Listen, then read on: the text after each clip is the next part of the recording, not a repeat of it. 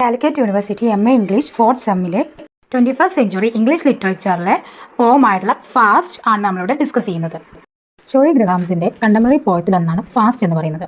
അവളൊരു അമേരിക്കൻ പോയറ്റാണ്. അവളെ കൂടുതലായിട്ടും ആഴത്തിൽ അറിയപ്പെടുന്നത് ഫിലോസഫിക്കൽ തിങ്കിങ്ങിലൂടെയും എൻവയോൺമെന്റൽ കൺസേൺസിലൂടെയാണ് അറിയപ്പെടുന്നത്. ഗ്രഹാംസിൻ്റെ പോയട്രിയിലൊക്കെ കൂടുതലായിട്ടും എക്സ്പ്ലോർ ചെയ്തിട്ടുള്ളത് time, human responsibility, nature, climate change and modern life and technology.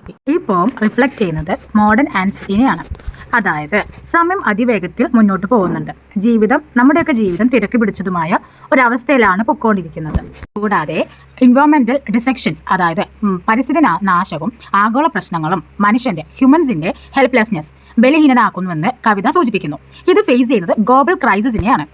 ഇത് ലാർജർ വേൾഡ് പ്രോബ്ലംസ് അല്ലെങ്കിൽ ലോകത്തിലെ വലിയ ഈ ഇഷ്യൂ പേഴ്സണൽ എക്സ്പീരിയൻസുമായിട്ട് കണക്ട് ചെയ്യുന്നുണ്ട്. ഫാസ്റ്റ് എന്ന് പറയുന്ന ഈ പോയത്തിൻ്റെ ടൈറ്റിലിന് ഒരുപാട് മീനിങ്സ് ഉണ്ട്. Moving quickly, rushing time and world speak towards to be danger.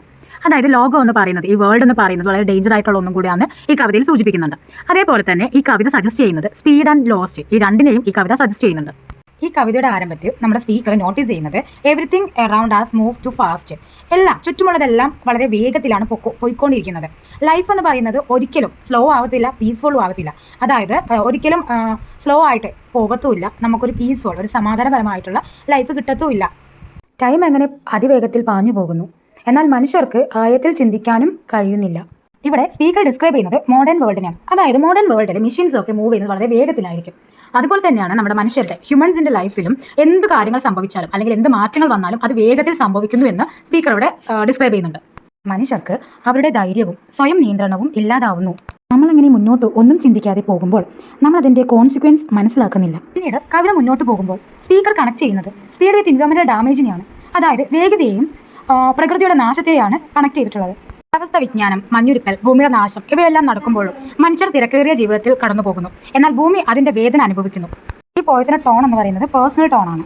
Speaker feels anxiety, fear and helplessness.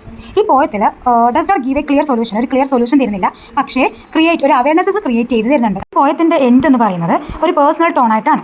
ഇത് speaker feels anxiety, fear and helplessness. പോയത്തിന്റെ എൻഡിൽ പോംസ് ലീവ്സ് ചെയ്യുന്നത് with a sense of uncertainty and അർജൻസിയാണ്. Time is running out and if human do not change nature may not survive. അങ്ങനെ time അങ്ങനെ run ചെയ്തുകൊണ്ടിരിക്കുകയാണ്. അതുകൊണ്ട് തന്നെ മനുഷ്യന്റെ ലൈഫിൽ ഒരു ചേഞ്ചസ് ഉണ്ടാവുന്നില്ല. അങ്ങനെ മനുഷ്യൻ ലൈഫിൽ ചേഞ്ചസ് ഇല്ലാത്തത് കൊണ്ട് nature may not survive, nature survive ചെയ്യാൻ കഴിയുന്നില്ല. ലാസ്റ്റ് എന്ന പോയത്തിന്റെ ചെറിയൊരു അനാലിസിസ് ആണ് ഇത്. അനോട്ടേഷൻ വന്നാലും ഷോർട്ടേജ് വന്നാലും എഴുതാൻ കണക്കിനാണ് നോട്ട്സ് ഉണ്ടാക്കിയിട്ടുള്ളത്. യൂസ്ഫുൾ ആണെന്ന് തോന്നിയാൽ ലൈക്ക് ചെയ്യാനും സബ്സ്ക്രൈബ് ചെയ്യാനും മറക്കരുത്. Thank you for watching.